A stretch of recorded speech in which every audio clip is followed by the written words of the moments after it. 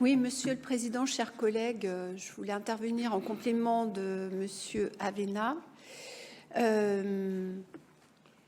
le contexte de présentation des deux plans pour démarrer notre session sur fond de double 49.3 hier pour le projet de loi de finances de la sécurité sociale et avant-hier pour la première partie du budget 2023 à l'Assemblée nationale. Donc dans ce contexte très tendu sur l'énergie, la hausse de ses coûts, vous l'avez dit, et ses conséquences, l'inflation qui touche tous les secteurs et qui impacte les plus pauvres, comme toujours, et qui accentue les inégalités. Et je voulais dire un mot tout de même sur ce 49.3 quant à la méthode. L'Assemblée nationale, issue des élections du mois de juin, commande une autre façon de travailler que celle très descendante. Je crois que c'est ce que vous avez un peu dit dans vos propos, Monsieur le Président. Celle très descendante du quinquennat 2017-2022. Or, le gouvernement vient de refuser toute inflexion de sa politique budgétaire, notamment pour financer une vraie transition énergétique. C'est le sujet de notre session, bien évidemment.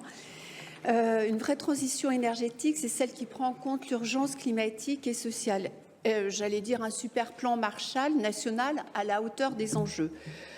Ça aurait été ce plan Marshall qui aurait rassuré nos concitoyens dans leur vie quotidienne, qui aurait été redistributif pour la justice sociale, qui aurait fixé un cap clair et ambitieux pour que nous ne subissions plus à terme les conséquences des tensions géopolitiques et de la guerre en Ukraine, qui aurait permis un cadre de partenariat entre l'État et les collectivités pour l'efficience de l'action publique. Nous le savons, les collectivités jouent un rôle primordial dans la transition énergétique. Avec leurs différents niveaux de compétences, elles possèdent de puissants leviers d'action pour initier et coordonner les projets de transition énergétique. De plus, de par leur proximité avec les habitants et les acteurs territoriaux, il y a l'acceptabilité des projets qui dépendent d'elles. D'ailleurs, je fais une parenthèse, dans notre département, on a effectivement quelques projets qui suscitent des controverses. Je pense à celui du méthaniseur de Cérilly, au champ de panneaux photovoltaïques de Curtil-Saint-Seine. Je ferme la parenthèse. Face à l'inflation et en l'absence de modèle viable de financement de la transition, on attendait que l'État accorde aux collectivités plus de marge de manœuvre financière afin qu'elles puissent accélérer la transition vers le zéro carbone. Ainsi, avec la réduction de loyer de solidarité, je rappelle que c'est 1,3 milliard d'euros par an en moins pour les bailleurs sociaux. On aurait pu là s'attendre à sa suppression afin de réinjecter les 6 milliards d'euros ainsi ponctionnés pour la flécher dans la rénovation thermique des logements sociaux existants et pour la construction de nouveaux logements à haute qualité environnementale.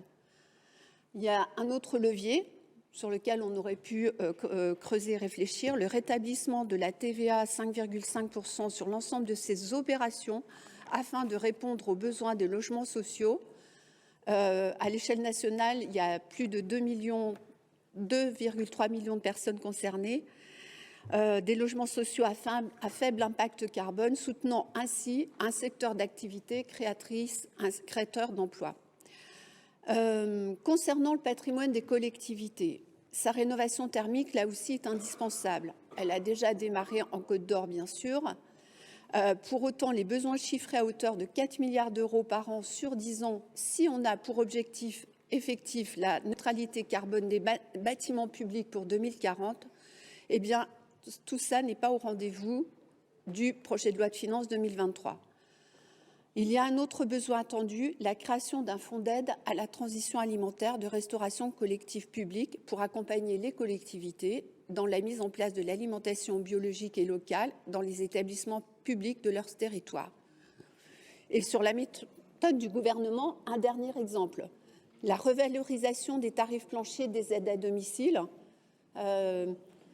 Madame Coin vient de l'évoquer d'une certaine façon. Bien sûr que c'est très nécessaire, mais pour que cette revalorisation soit réellement bien conduite, l'État comme les collectivités concernées doivent être connexes sur le financement, la revalorisation statutaire et salariale. Ça demande donc une autre méthode. Et dans ce cadre, on comprend bien votre position attentiste face à ce qui sortira de la loi de finances définitive pour 2023, puisque nous sommes en fin d'année, on commence à se projeter pour les préparations budgétaires. Toutes les collectivités en sont là. Et les deux plans que vous nous proposez, malgré leur titre, traduisent cet attentisme, car pour celui de la sobriété énergétique, vous menez les actions qui doivent l'être depuis plusieurs années. Isolation, économie de fluide et d'éclairage, flotte de véhicules et vélos. Mais en regard du contexte et de la décennie critique que nous entamons, on reste sur notre fin d'un cap et de la programmation pluriannuelle clairement exposée qui irait avec.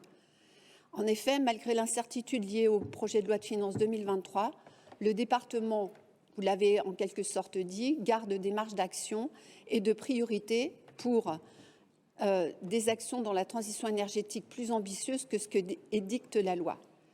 Quant au plan Marshall, la disparition du volet 3 de l'appel à projet pour la transition écologique, c'est carrément une énigme en regard de votre communication, d'où effectivement notre amendement tel qu'annoncé par Christophe Avena. Je vous remercie.